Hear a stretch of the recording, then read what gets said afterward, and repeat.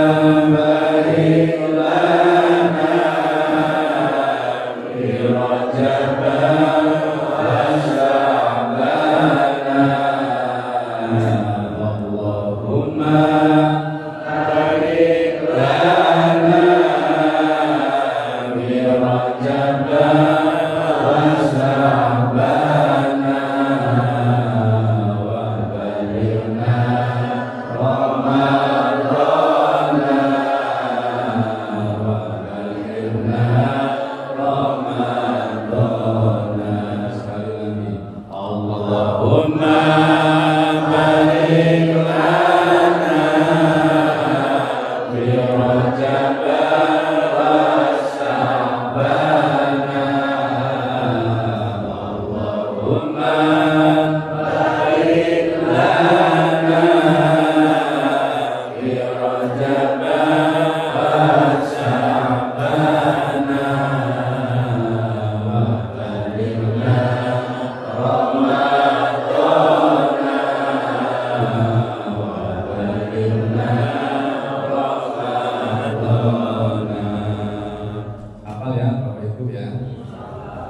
dianjurkan oleh Nabi kita untuk dibaca setiap hari selama 3 bulan, sejak bulan Rajab, Sya'ban sampai Ramadan.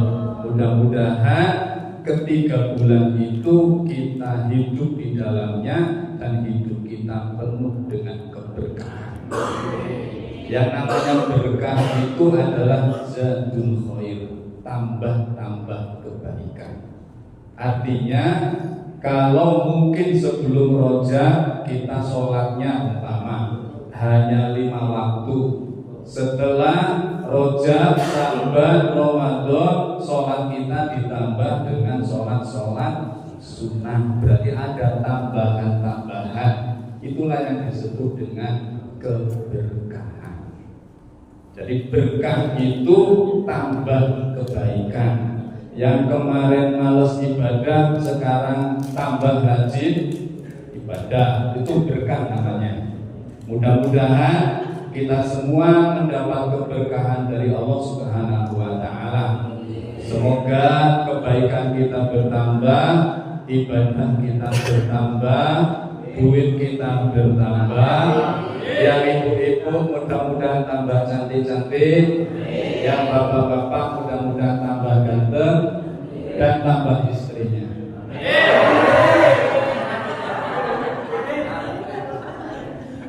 Bapak Ibu, di bulan Rajab pernah terjadi peristiwa agung, yaitu Isra wal Mi'raj junjungan kita Nabi besar Muhammad SAW. Seperti yang dijelaskan dalam Al-Quran yang dibaca oleh qori kita tadi, Subhanalladzi asra bi'abdihi lailan minal masjidil harami ilal masjidil aqsa ila akhirih. Subhanalladzi, subhana maha suci, alladzi zat yang asra memperjalankan bi'abdi hambanya.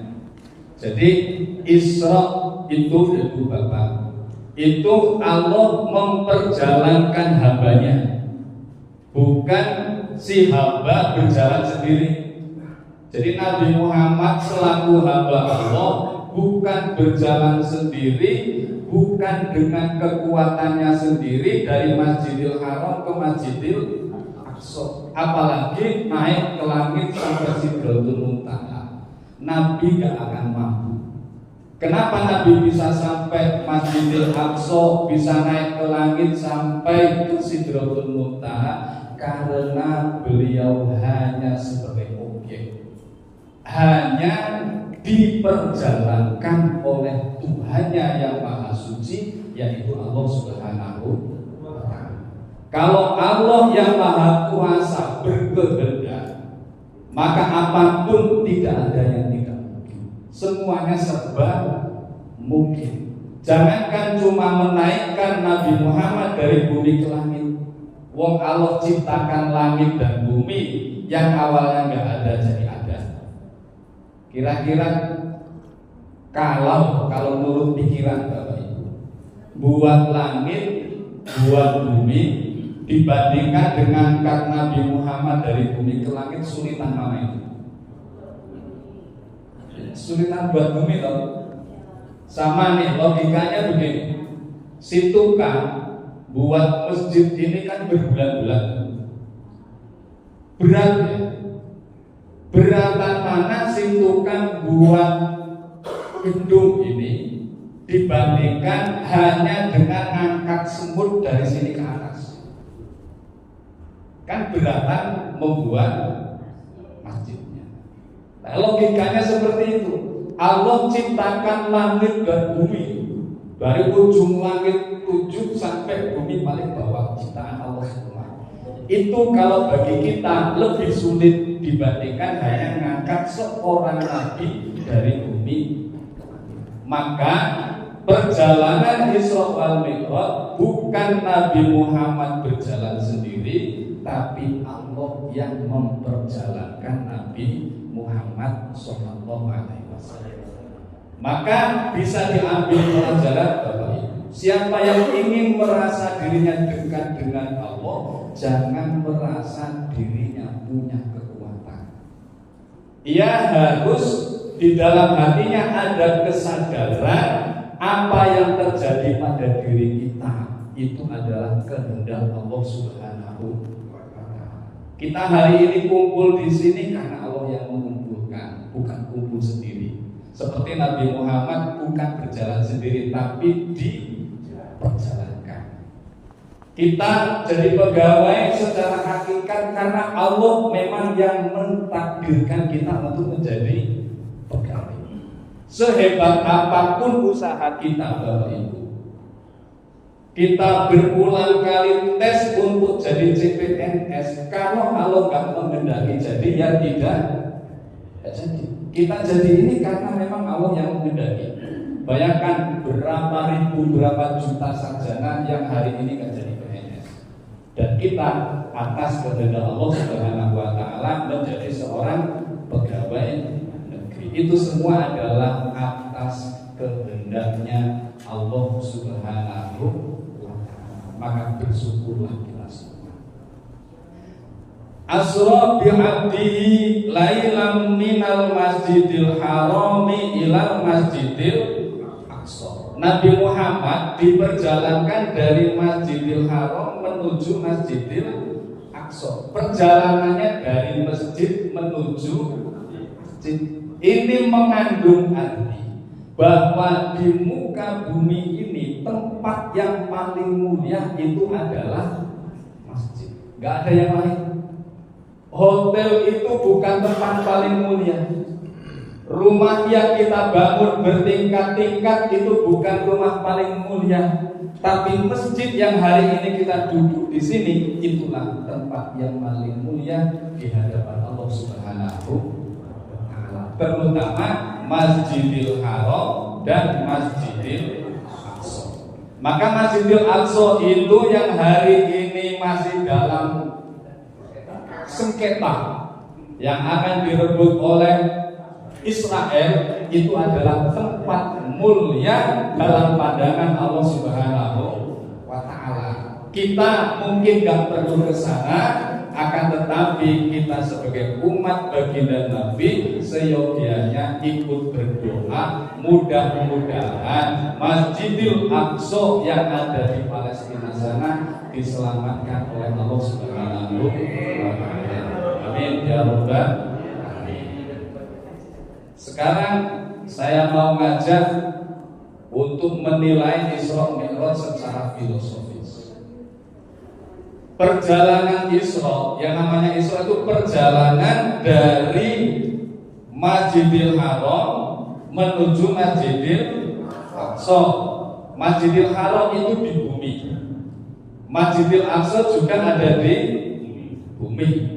Jadi perjalanan Masjidil Haram ke Masjidil Aqsa itu perjalanan datar bumi. Sementara Mi'raj perjalanan Nabi Muhammad dari Masjidil Aqsa naik ke atas ke langit 1, 2 sampai 7 sampai ke Sidratul Muntaha. Dan yang namanya langit itu mana, Pak? Ada yang pernah lihat langit? Maka perjalanan ke atas itu betul-betul terjadi, Pak. Tapi bisa diambil sebuah filosofis bahwa perjalanan ke atas adalah perjalanan menuju kemuliaan. Perjalanan datar dari Mekah ke Palestina, perjalanan datar itu pelajaran sebuah perjuangan. Sementara naik ke langit sampai Sidratul Muntaha itu pelajaran tentang kemuliaan. Maknanya siapa yang ingin jadi mulia, dia harus mau hidup berjuang bersusah payah terlebih dahulu. Kira-kira Bapak Ibu jadi orang mulia seperti ini sekarang ini, dulu sengsara nggak waktu kuliah?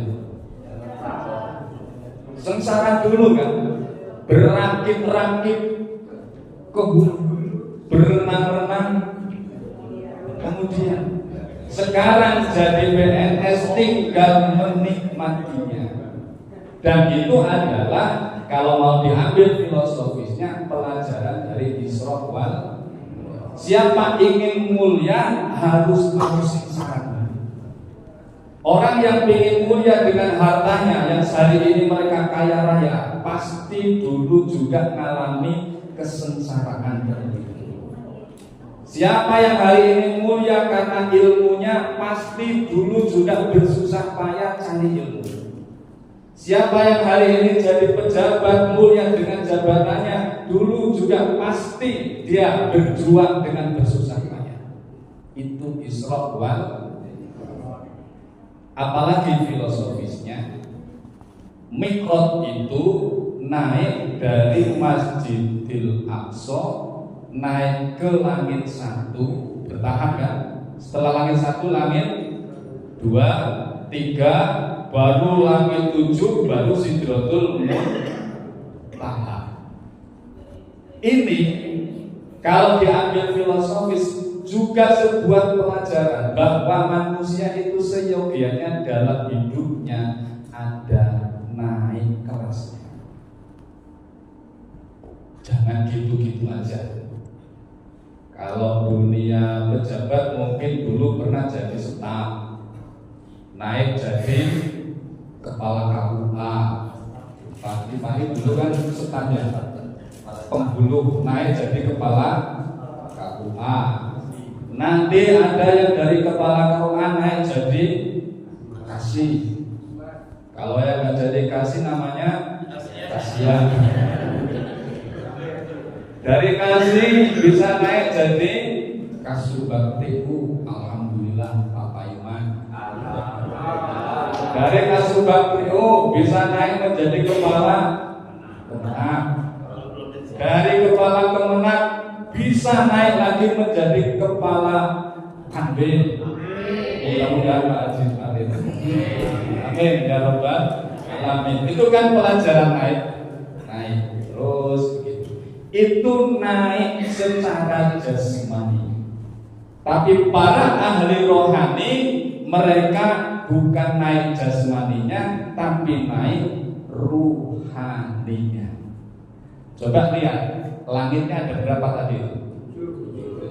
Rohani kita pun bertahap ada 7.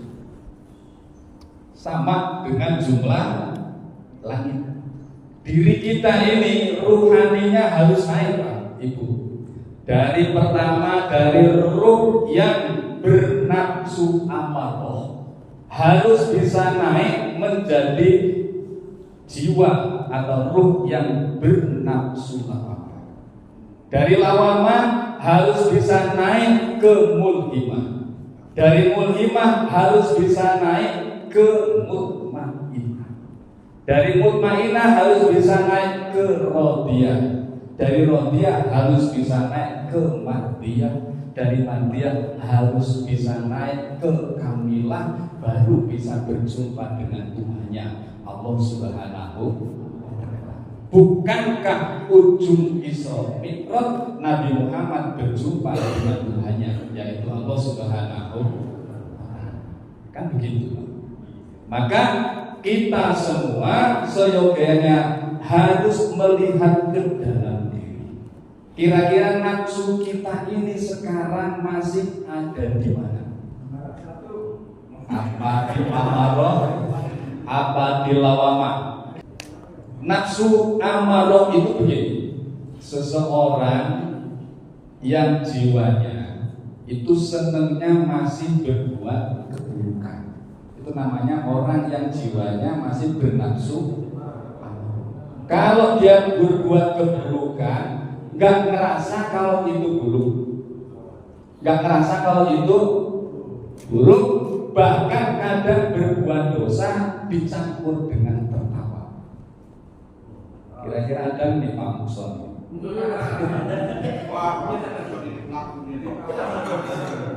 Masuk kantor jam 7.30, berangkatnya jam 11. Salah nggak itu? Kok ngerasa nggak salah? Nafsunya amarah. Nafsunya amarah harus dinaikkan menjadi nafsu lawamah. Nafsu lawamah itu jiwa seseorang, dia sudah tahu ini benar, ini salah. Dia kepingin sekali meninggalkan yang salah, akan tetapi dia selalu terjerumus kepada yang salah. Setelah terjerumus kepada yang salah, dia menyesal hatinya. Kira-kira ada nggak ini Pak? Mungkin pernah alami kita kan? Tahu ini salah, saya nggak mau buat salah, tapi besok kita kepleset berbuat salah. Setelah berbuat salah, kita merasa menyesal, kadang-kadang berjanji, bersumpah supaya besok tidak mengulangi lagi. Tapi kenyataannya besok mengulangi. Sudah jelas-jelas zina itu haram. Setelah zina nangis-nangis, tobat, besok saya nggak akan zina. Giliran seminggu kepengen lagi, zina lagi. Terus begitu contoh itu namanya dia masih dalam nafsu lawan, tapi sudah lebih bagus daripada yang apa nggak bisa baik ya bisa. Dia akan terus memperbaiki diri, nanti naik ke level 3 namanya nafsu mutmainah. Dia tahu ini jelek, itu baik, dan dia sanggup untuk menghindari kejelekannya, tapi harus diawali dengan peperangan terlebih dahulu di dalam jiwa, di dalam hati. Mau saya lakukan apa enggak? Enggak apa iya? Iya apa enggak? Lama-lama menang iyanya, berarti sudah mutmainah, dapat ilham dari Allah Subhanahu wa Ta'ala. Nanti kalau kita mau bimbing terus jiwa kita, kita akan naik kepada level keempat, seperti langit 4, yaitu berjiwa nafsu mutmainah. Mutmainah itu artinya anteng. Jadi ibu-ibu kalau ingin jadi orang anteng, ganti nama. Nanti anteng itu jam 10. Bapak Ibu hadirin yang kami hormati, sebagai rasa bentuk nasionalisme dan cinta pada tanah air Bubur Waton, maka marilah bersama kita mendengarkan lagu kebangsaan Indonesia Raya. Kepada seluruh hadirin kami mohon berdiri.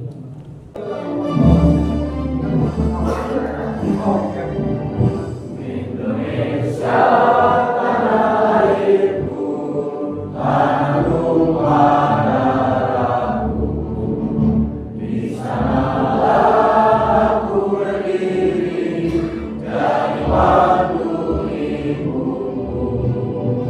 Indonesia Tuhan satu, rasa dan tanah airku, marilah kita berseru, Indonesia bersatu. Hiduplah tanahku, hiduplah negeriku, bangsaku, rakyatku semuanya. Bangga jiwanya, bangga badannya, untuk Indonesia Raya. Indonesia Raya, merdeka, merdeka, tanahku, negeriku yang ku cinta. Indonesia Raya, merdeka, merdeka, hiduplah Indonesia Raya. Indonesia Raya, merdeka, merdeka, tanahku, negeriku yang ku cinta. Indonesia Raya, merdeka, merdeka, hiduplah Indonesia Raya. Hadirin kami silakan untuk duduk kembali. Ya, kita lanjut sampai mana kan?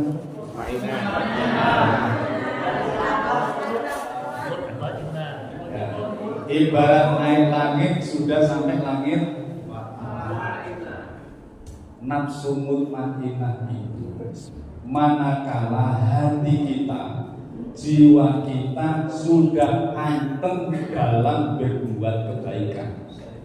Mau berbuat baik sudah nggak mikir-mikir lagi, sudah nggak pernah lagi di sini. Ada kotak amal di depan, itu bukan takut. Ada yang takut Pak? Kalau masih takut belum sampai level 4 tuh. Begitu ada kotak tulisannya apa itu? Infak. Orang yang hatinya mutmainah langsung tergerak pingin mengeluarkan uang dari sakunya. Walaupun yang diambil yang paling kecil. Ada 10, ada 50, ada 5.000, ada 1.000. Kira-kira Bu Mala tadi berapa itu?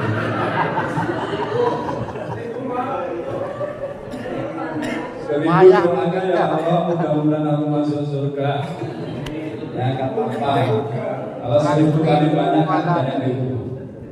Itu mutmainah.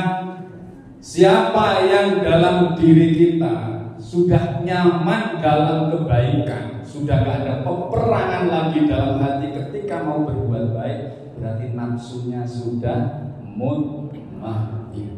Kalau sudah mutmainnah, kemudian kita meninggal dunia, maka panggilan dari Allah, ya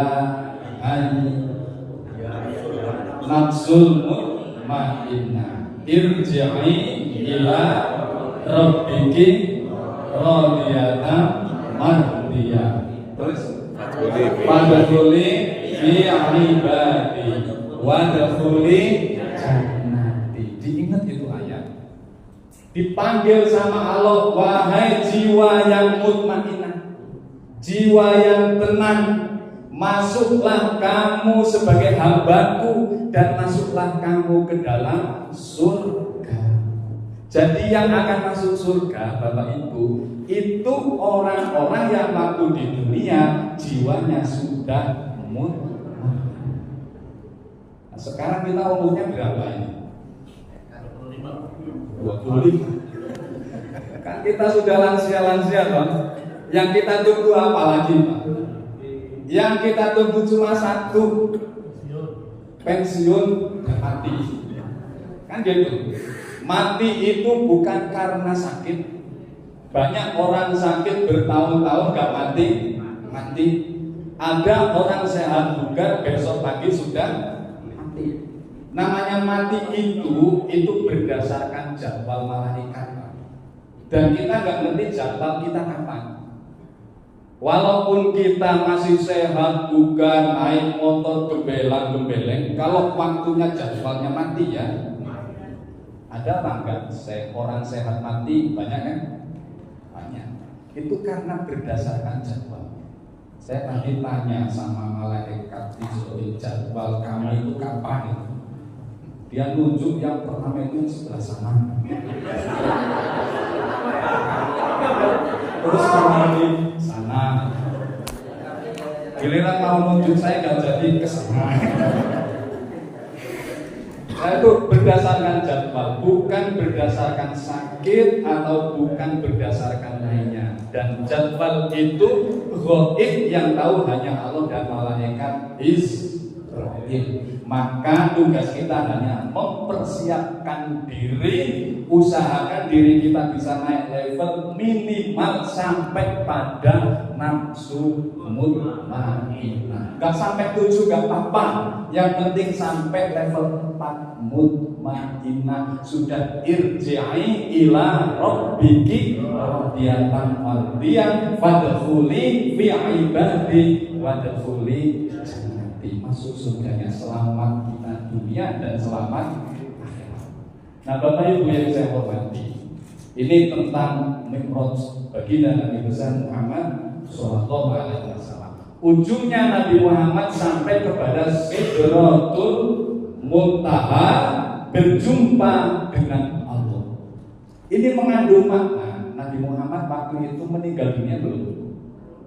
Masih hidup kan? Bisa berjumpa dengan Allah. Berarti kita semua yang masih hidup bisa ketemu Allah kan? Ya bisa.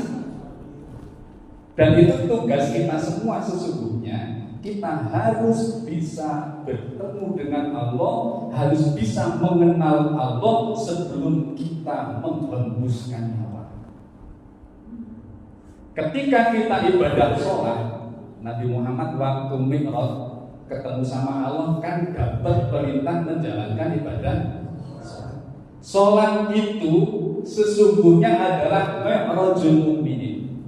Mi'rajnya orang-orang yang beriman. Kalau Nabi Muhammad Mi'raj itu sampai langit Sidratul Muntaha ketemu Allah, kita semua pun harus Mi'raj. Kapan?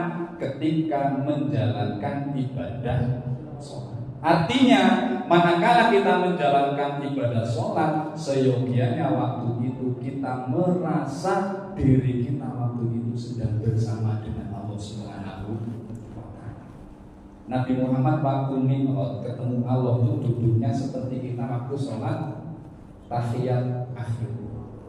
Kaki kanannya dipancal, kaki kirinya ditepuk keluar, kemudian pantat kita duduk. Itu duduknya Nabi ketika dia sedang berjumpa dengan Dan yang diucapkan Nabi, salamnya Nabi ke Allah itu at-tahiyyatul mubarakatus sholawatut thayyibatul. Itu salam Nabi untuk Tuhannya, untuk Allah Subhanahu wa ta'ala. Kemudian Allah menjawab, assalamu alaika ayyuhan nabiyyu wa rahmatullahi wa barakatuh. Jadi ucapan kita itu Pak, Ibu, waktu kita ucap assalamu alaika, itu sebenarnya kita sedang waktu itu memperingati Allah sedang mengucapkan salam kepada Nabi kita Muhammad SAW. Kalau dimaknai assalamu alaika, selamat sejahtera untukmu ayyuhan nabi, wahai nabi, maksudnya Nabi Muhammad. Jadi yang dinyatakan selamat oleh Allah hanya satu, Nabi Muhammad. Karena hanya satu, maka Nabi teringat tentang umatnya. Nah, kalau yang selamat cuma saya, terus bagaimana nasib umat-umat saya? Bagaimana nasib orang pemenang kesalahan itu? Yang rajin ibadah, yang rajin baca Quran, kan gitu toh.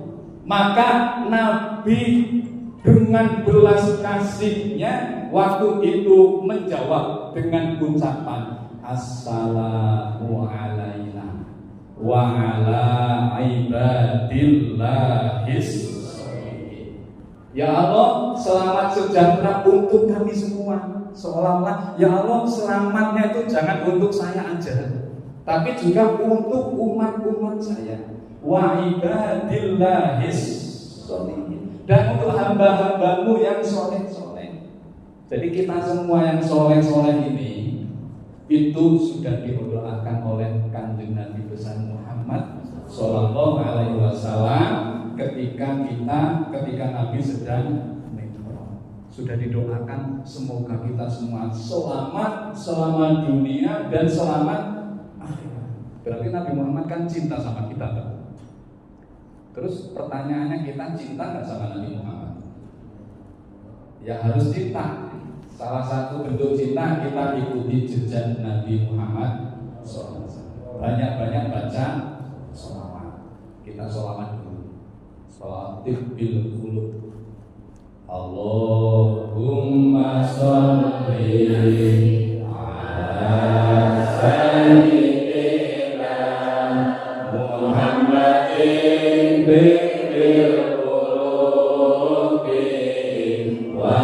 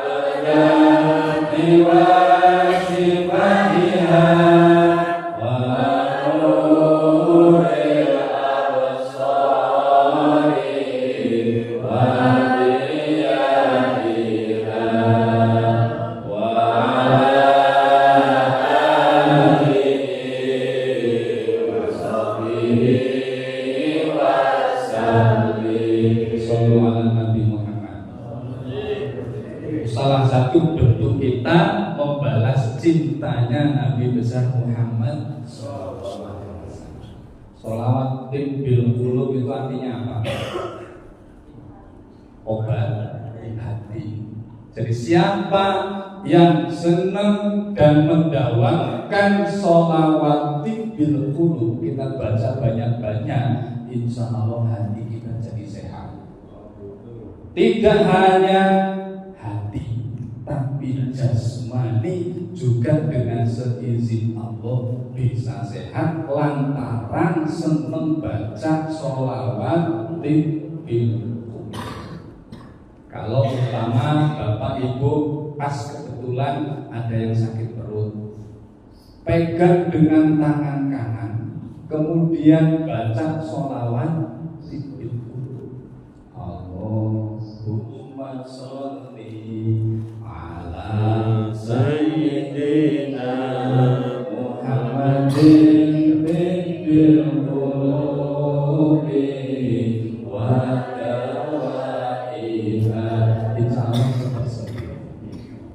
kalau ibu bapak pikirannya masih mumet, banyak hutang, mikirin cicilan, kan mumet ya, pegang kepalanya,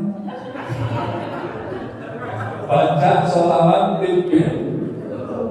Allahumma sholli ala sayyidina. Dibaca 100 kali, yakin nggak ingat hutangnya. Iya.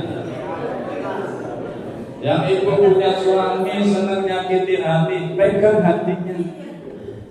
Yang punya ya, baca sholawat bil, insya Allah sembuh hatinya biiznillah dengan izinnya Allah Subhanahu. Bapak Ibu, kita kembali kepada Isra wal Mi'raj. Nabi Muhammad ketika Mi'raj sudah dijelaskan tadi ketemu sama Allah, duduknya seperti tahiyat akhir. Kemudian dapat perintah supaya beliau dan umatnya menjalankan ibadah sholat 5 waktu. Walaupun prosesnya akan banyak. Maka dengan peristiwa Isra Mi'raj ini ada tugas bagi kita, yaitu menjaga sholat 5 waktu. Kalau kita lihat judul hari ini, apa judulnya di atas? Peringatan Isra Mi'raj. Terus apa? Nah, temanya membina kerukunan intern umat beragama Islam. Berarti Bapak Ibu, kalau kita kaji dalam peristiwa Isra Mi'raj, yang pelajaran mengajarkan kita supaya hidupnya rukun. Sebenarnya rukunnya itu ke semua, gak hanya intern, juga kepada antar dan kepada semua. Itu adalah dalam hal ketika menjalankan ibadah sholat. Coba kalau kita sholat sebareng-bareng jamaah, kira-kira rukun gak? Rukun. Imamnya rukun, makmumnya ikut. Itu kan gambaran rukun kan? Damai, hidupnya damai, bisa bareng-bareng, itu namanya rukun, membentuk kerukunan. Gak ada ceritanya imamnya rukun, makmumnya sujud. Kalau ada makmumnya sujud sementara imamnya rukun, itu makmum yang gak mau rukun hidupnya. Maksudnya ini? Maksud rukun Pak. Kita lihat lagi ketika kita jamaah di sini. Walaupun kedatangan orang lagi bukan kita, umpamanya kita pakai seragam, kan rukun seragamnya. Kemudian kedatangan orang lain memakai baju yang tidak seperti kita, mungkin warnanya kuning, ada warnanya hijau, itu kan beda-beda. Kira-kira oleh kita waktu kita sholat jamaah yang baju beda dengan kita hantem nggak itu? Enggak. Itu menunjukkan sholat jamaah itu mengajarkan tentang kerukunan. Kalau di dalam sholat mengajarkan kerukunan, kedamaian, yang namanya rukun kan hidup damai, bisa berdampingan, sekalipun kita bersama orang banyak itu ada perbedaan, baik perbedaan mazhab, perbedaan golongan, perbedaan pendapat, tapi waktunya sholat rukuk ya rukuk bareng, sujud ya sujud bareng. Sampai mana tadi? Rukun. Buktinya rukun, imam rukuk, makmum ikut rukuk. Imam sujud, makmum ikut sujud. Kalau di dalam sholat kita bisa hidup rukun damai, maka di luar sholat kita juga bisa hidup rukun damai. Kalau dengan yang berlainan agama kita bisa rukun, apalagi yang tapi dalam kenyataan sering kita lihat justru yang seagama itu sulit rukun. Benar-benar ini gara-gara satu usolli, satu tidak usolli. Cuma gara-gara satu kalau Jumat azan 2 kali, masjid sana azan 1 kali, jadi ribut. Artinya di intern umat beragama Islam sendiri itu masih sulit untuk mempraktekkan kerukunan itu. Padahal Bapak Ibu, kalau kita mau mengkaji lebih dalam, maka Islam itu mengajarkan kita semua untuk hidup rukun dan damai. Kalau saya bacakan ayat udkhulu fi silmi kafah, kira-kira Bapak Ibu mengartikannya gimana? Kebanyakan orang secara zahir artinya adalah masuklah kamu ke dalam agama Islam secara menyeluruh. Itu ulama ahli zahir mengartikan seperti itu. Sementara ulama tasawuf mengartikan silmi di situ adalah hidup damai. Jadi kalau ahli tasawuf mereka mengartikan udkhulu fi silmi kafah, masuklah kamu dalam kehidupan rukun, kehidupan damai secara keseluruhan. Kata mereka Bapak Ibu, di surga itu adanya hanya kedamaian. Di surga itu adanya hanya hidup rukun. Gak ada ceritanya di surga hidup saling bermusuhan itu ada. Dan menurut mereka para ahli tasawuf, orang gak mungkin masuk surga kalau di dunia gak mau hidup damai. Maka tugas kita salah satunya melalui pelajaran sholat, belajarlah hidup damai dengan siapapun, terutama dengan intern umat seagama. Kalau kita kaji bagaimana supaya kita bisa rukun, bisa damai, satu menurut saya, pelajari ilmu fikih dari berbagai mazhab, minimal 4 mazhab. Pelajari ilmu tauhid sampai kepada pelajaran orang-orang muqarrabin. Pelajari ilmu tasawuf sampai kepada pelajaran ahli syuhud. Itu hidupnya pasti akan damai, dia akan bisa hidup di mana saja rukun damai, apalagi cuma satu agama. Contoh, kalau kita masuk masjid sholat jamaah, jamaahnya jamaah maghrib, isya, subuh, kan dibaca dengan keras. Terus imamnya baca basmalah dengan jalan. Bismillahirrahmanirrahim. Alhamdulillahirabbil alamin. Basmalahnya jalan. Tuh kira-kira mereka yang baca itu kalau menurut Bapak Ibu orang apa ya? Kalau orang kampung ngomongnya itu orang itu, kan gitu loh. Masuk masjid lagi, dengar ada imam, ketika membaca jahar, bismillahnya nggak ada, langsung Alhamdulillahirabbil alamin. ke orang desa Muhammadiyah. Ya Pak ya. Bukan hanya di desa. Kalau saya masuk tataan kemarin ada seperti itu masih. Artinya siapa yang mau belajar 4 mazhab pasti hal itu gak akan jadi permasalahan. Tapi yang enggak belajar 4 mazhab, apalagi orang awam, hal itu akan menjadi bahan pertengkaran. Gak mau sholat bareng-bareng dalam satu masjid. Maka harus memahami ilmu fikih minimal 4 mazhab. Kalau menurut Imam Abu Hanifah, Pak Ibu, Bismillah itu bukan ayat 1 surat Al-Fatihah. Dia diletakkan di tengah-tengah ayat surat itu dibaca tapi bukan salah satu ayat. Maka menurut Imam Abu Hanifah baca Bismillah di dalam surat Al-Fatihah hukumnya adalah sunnah dan disunahkan untuk disirkan.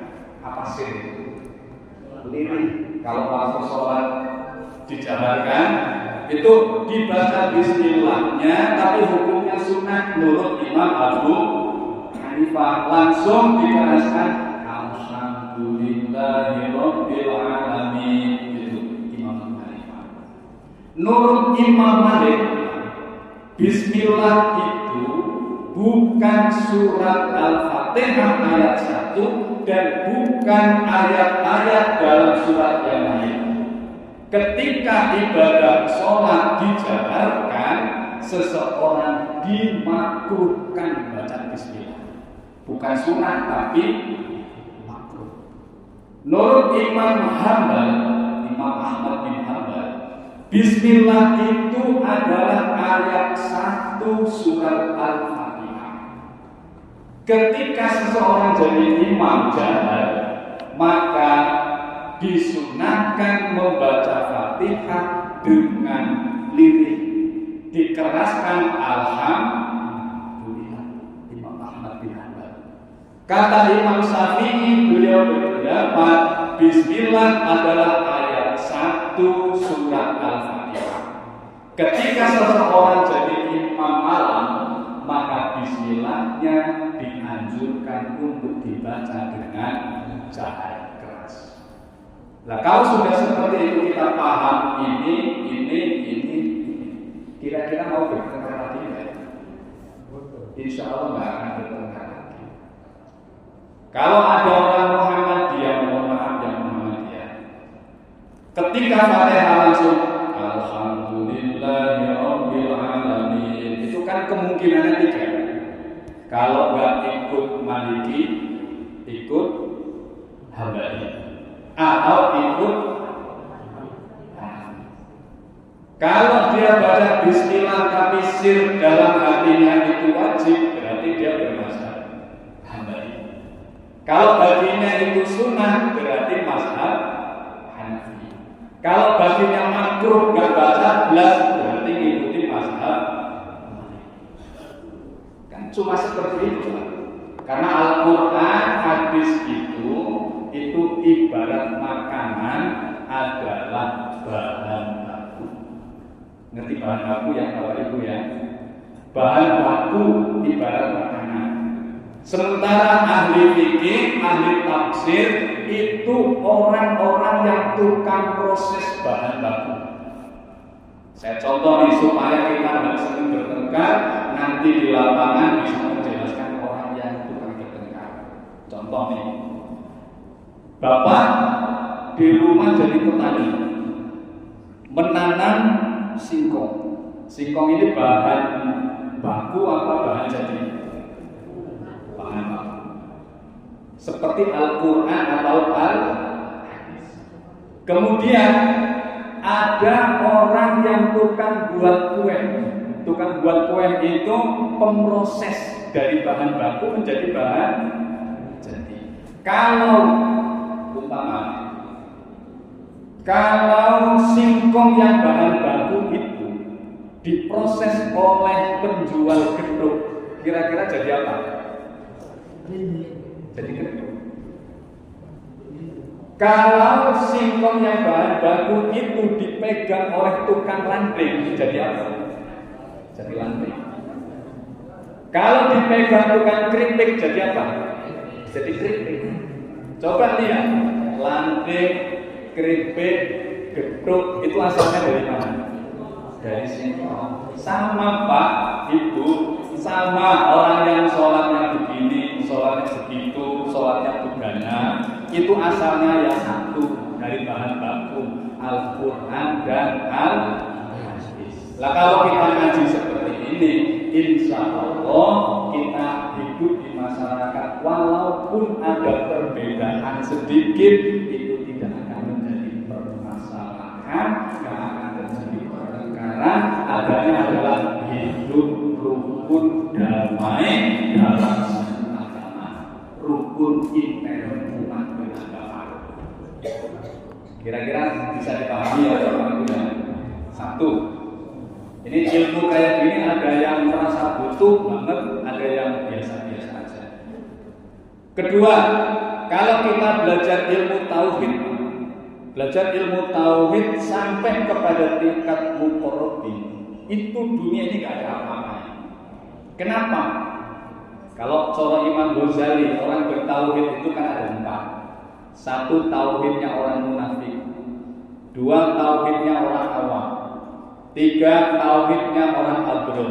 4, tauhidnya orang muqarrabin.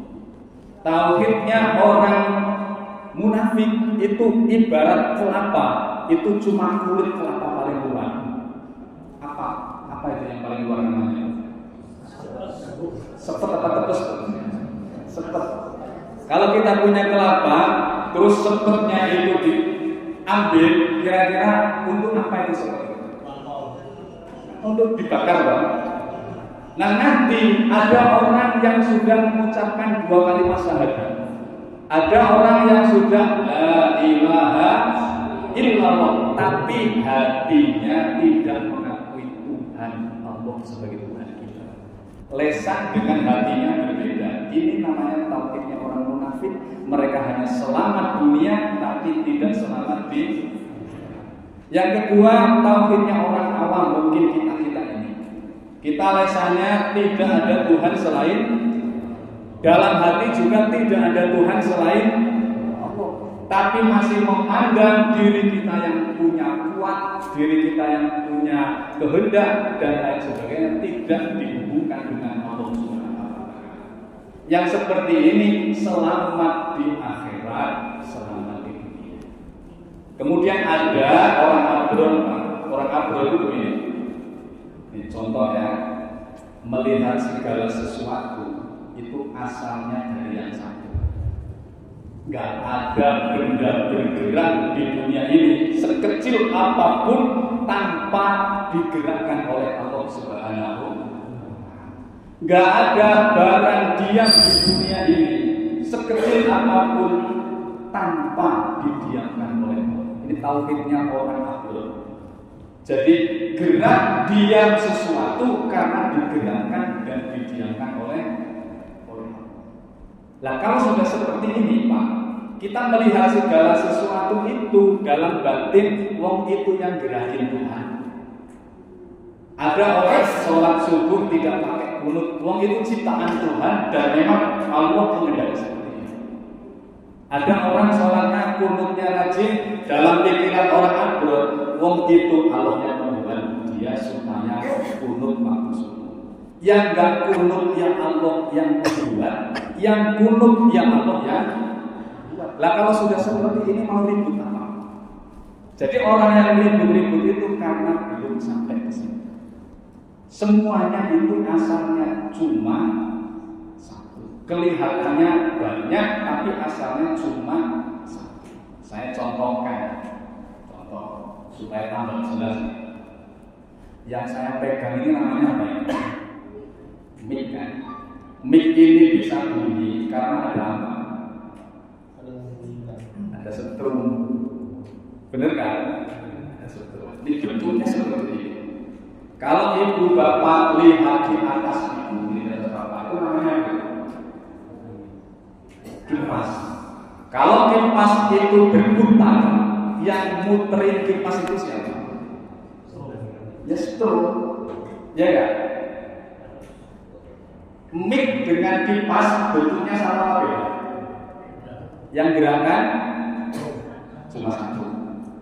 Tambahin lagi itu yang mulut-mulut, lampu.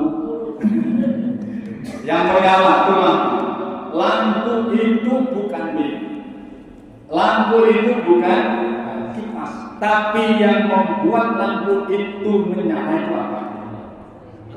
Ya listrik, setrum. Nah, orang-orang abdur, apalagi orang sedikit, orang abdur itu ketika melihat sesuatu, pandangan hatinya tembus sampai kepada sumbernya. Ibarat ketika Bapak Ibu melihat mic, yang dipandang adalah setrumnya. Ketika ibu bapak memandang listrik menyala, yang dilihat adalah setrumnya. Ketika bapak ibu memandang kipas, yang diingat adalah setrum. Dia gerak, ini gerak, itu nyala karena setrum. Jadi semuanya asalnya dari yang satu. Ya sama Pak, itu yang buruk, itu yang enggak, itu yang azan dua, itu yang azan satu. Semuanya minallah, dari Allah Subhanahu wa Ta'ala. Maka orang-orang yang sudah sampai tingkatan abdur itu hatinya jebar, dadanya lebar, orangnya itu sabar, saya gak gampang menyalahkan pendapat orang, hatinya ayem tentrem. Lah kalau sudah seperti ini, ayemnya gak hanya di dunia toh, tapi sampai di karena di dunia sudah memandang Tuhan. Itu abdur, masih melihat ini, itu, tapi pandangannya tembus ke sana. Kalau orang sedikit malah nggak memandang ini lagi. Benda-bendanya nggak terpandang. Kalau yang ini yang terpandang hanya setrum. Kalau alam ini yang terpandang bukan alamnya, tapi yang terpandang adalah yang menciptakan. Nah, kalau kita sampai ke sana pelajaran rohanianya, pasti dalam kehidupan sehari-hari kita akan rukun kepada siapa, terutama kepada sesama beragama. Sama Pak Kesit aja rukun, masa saya sama Bu Ani gak rukun? Kan aneh ya? Aneh itu Pak. Gara-gara sama kadang-kadang sama Pak Kesit yang lain agama bisa rukun, masa saya yang kunut cuma lihat Bu Ani gak mau kunut, gak rukun. Nah kalau nggak rukun kakak-kakaknya. Bapak Ibu yang saya hormati, ini sekedar penjelasan sedikit supaya dalam ibadah sholat kita bisa menimbulkan kerukunan dan kedamaian, terutama interumat beragama sesama Muslim. Kalau sudah rukun maka Islam akan jadi kuat. Kalau Islam kuat, siapa yang akan berani dengan Islam? Tapi selama Islam satu sama lain masih gotok-gotokan, gara-gara beda pendapat, gara-gara beda golongan, gara-gara beda mazhab, sampai kapan kita akan menjadi orang kuat? Adanya modal pabrik dikhawatirkan negeri itu menjadi berpecah. Bapak Ibu yang saya hormati, kiranya hanya itu yang dapat kita kaji hari ini. Mudah-mudahan kita semua bisa menjaga ibadah sholat kita, dan mudah-mudahan di luar sholat kita mengamalkan ajaran-ajaran sholat yang seperti kita jelaskan. Amin ya rabbal alamin. Kita akhiri dengan sholat Allahumma sholli ala sayyidina Muhammadin.